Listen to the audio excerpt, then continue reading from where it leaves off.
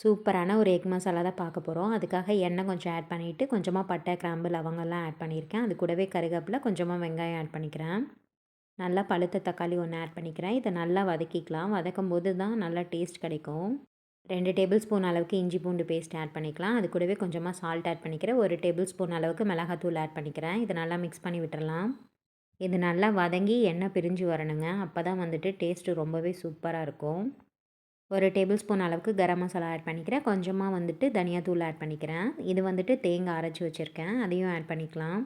Gravy வந்து உங்களுக்கு நல்லா திக்காக வேணும் அப்படின்னா தேங்காய் ஆட் பண்ணிக்கலாம். இல்லைனா அப்படியே வந்துட்டு கொஞ்சமாக தண்ணி ஆட் பண்ணிவிட்டு நம்ம கிரேவி பண்ணாலும் சூப்பராக இருக்கும்.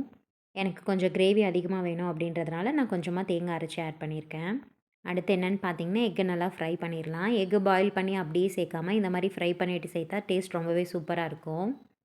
கொஞ்சமாக எண்ணெய் ஆட் பண்ணிக்கிறேன். மிளகாத்தூள், மஞ்சத்தூள், கொஞ்சமாக உப்பு ஆட் பண்ணிவிட்டு 4 வேக வச்ச முட்டையை சேர்த்துருக்கேன்.